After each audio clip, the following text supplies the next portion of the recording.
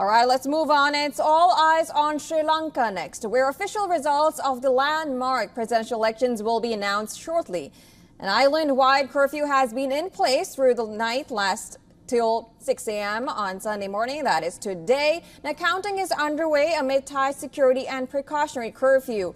The Election Commission has been praised for holding what many observers described as the most peaceful presidential election. Now, 74.45% voting was recorded yesterday, which is lower than the 83% recorded in the 2019 elections. The highest voting was recorded in the cities of Nuara Elia and Gampaha, with 80% each. Meanwhile, the lowest turnout was recorded at 68%.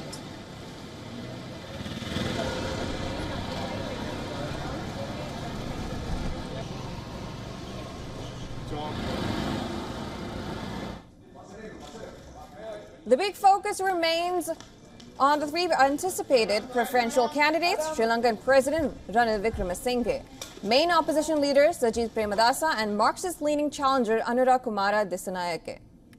While there was a record number of candidates in the fray, as many as 38, there was no woman candidate. The election is widely seen as a referendum on Rajapaksa's successor, Ranil Wickremesinghe, who has restored some stability through austerity policies backed by the International Monetary Fund. Now, on the other hand, the measures, including tax hikes, have left millions struggling to make ends meet and are unpopular with many voters.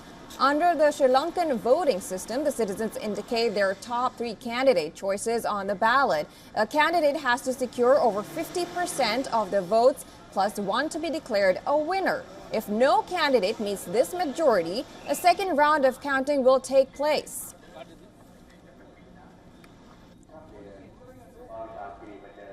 All right, for more on this, our correspondent Dasini Athoda is joining us live on the broadcast from Colombo. Thank you so much for joining us. Now, what is the latest that you can bring to us? We know about the curfew that was still in place till 6 a.m.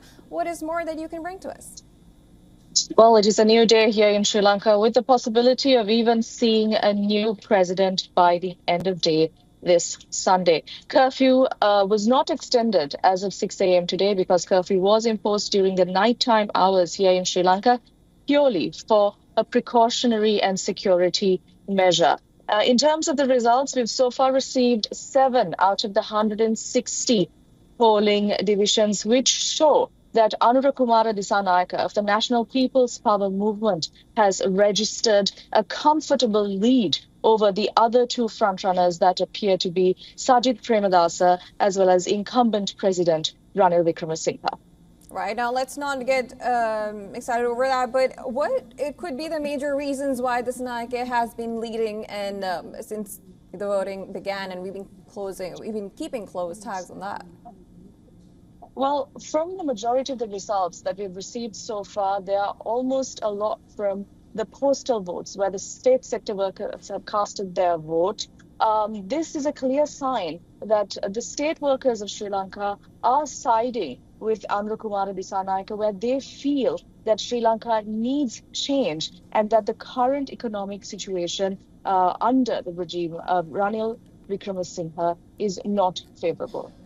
All right, now let's talk about a little about the future. Now, if we are predicting him to outcome as a president, what kind of government are we expecting to look at? Well, this is a political party that has never been in power in the history of Sri Lanka. So it is certainly the end of one political era and the dawn of a new one. We are yet to see how they will be governing, and there were also talks during their campaign rallies that provided Anurakkumara Dissanayake will be the winner of this election, that they will move towards dissolving parliament, which also hints that we might be looking at another election, which is the general election in the coming few months. All right, now, as we mentioned before, now we didn't see any woman candidate in the presidential race, but if we talk about the government, will we see some kind of woman representation? If yes, then what kind of ministerial position were we looking at?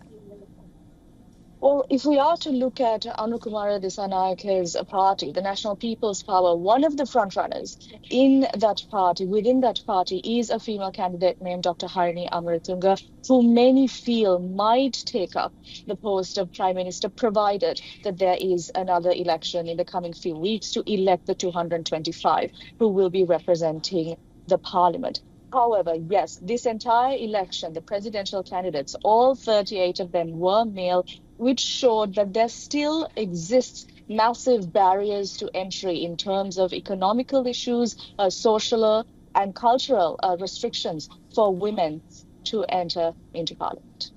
All right, Dasani, thank you for bringing us the latest. And of course, we'll be tracking what the results take place.